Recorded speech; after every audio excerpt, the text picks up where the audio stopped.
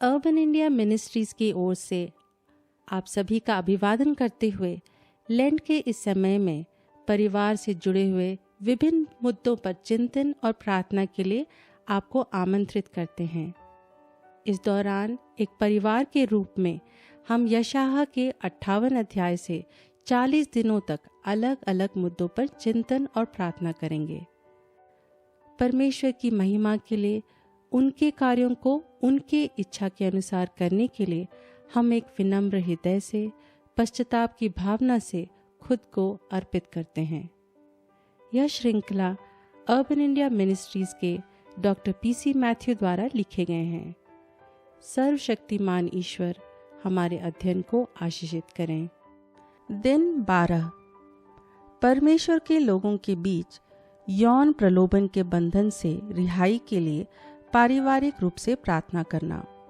परमेश्वर के लोगों को लुभाने और गुमराह करने की शत्रु की रणनीतियां अदन की वाटिका के समय से ही चली आ रही है। जिस फल को प्रभु ने एक मृत्यु का फल बताया था, उसी फल को जीवनदायी फल के रूप में प्रचारित किया गया था।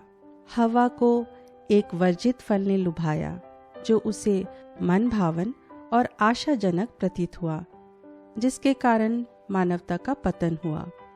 पूरे इतिहास में यहाँ तक कि दाऊद जैसे परमेश्वर के महान जन भी यौन प्रलोभन के आगे झुक गए, जिससे उन्हें पाप और अपराध का परिणाम भुगतना पड़ा। उसने अपने पाप को छुपाने के लिए उरिया को लड़ाई के मैदान से छुट्टी लेने और अपनी पत्नी के साथ रहने के लिए प्रेरित किया, जो असफल हो गया क्योंकि उरिया ने अपने काम के प्रति निष्ठा दिखाई। दाऊद ने अपने वफादार सैनिक को युद्ध के अग्रिम पंक्ति यानी फ्रंट लाइन में रखकर उसे मौत की जोखिम में डाल दिया। जिसे परमेश्वर ने हृदय के निकट बताया, वह भी इस प्रलोभन में गिर गया और उसने इस कार्य से परमेश्वर को बहुत अप्रसन्न किया। 2 शमूएल 11वां अध्याय। यौन प्रलोभन के बंधन के कारण परमेश्वर का क्रोध इज़राइल पर तब भड़का जब वे मिस्र से प्रभु द्वारा दिए गए देश की ओर यात्रा कर रहे थे। प्रेरित पौलुस ने नए नियम में चर्च को इज़राइल के इतिहास से सीखने की चेतावनी दी, जहां 23,000 से अधिक लोग तब मारे गए जब उसके लोग ने मोआबी महिलाओं के द्वारा लुभाए जाने पर पाप किया। पहला कुरिन्थियों का 10वां अध्याय 8वां पद। आज की दुनिया में सोशल मीडिया सहित विभिन्न प्रभावों से हानिकारक यौन इच्छाओं को बढ़ावा मिलता है, जिससे वर्जित इच्छाएं आकर्षक लगने लगती हैं।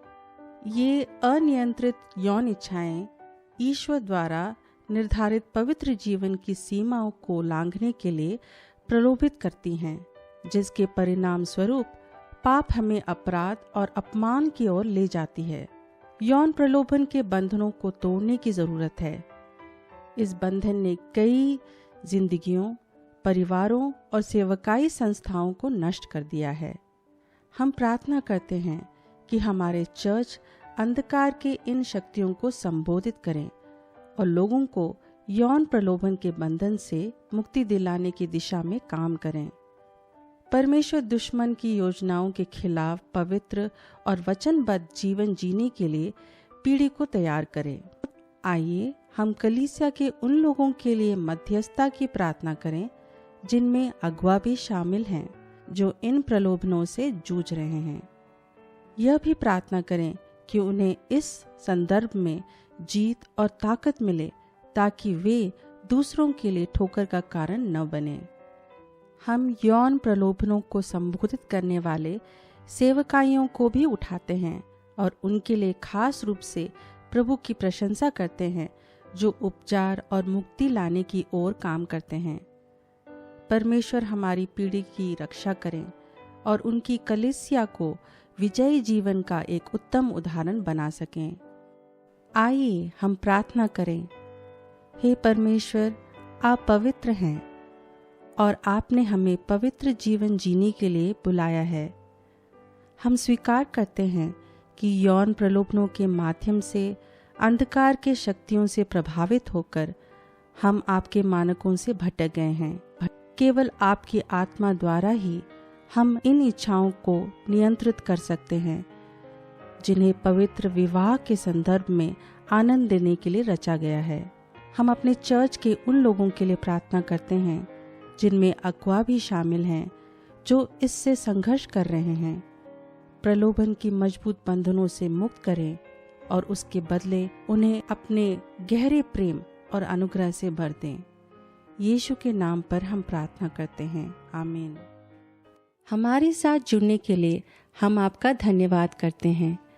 आपके किसी भी प्रार्थना निवेदन के लिए प्रार्थना करने के लिए हम प्रतिबद्ध हैं और हम यह भी सुनना पसंद करेंगे कि इन प्रार्थनाओं ने आपके परिवार को कैसे आशीष प्रदान किया है। हमें familyprayer@uimfrti.org पर ईमेल करें। परमेश्वर आपको और आपके परिवार को आशीष प्रदान करें।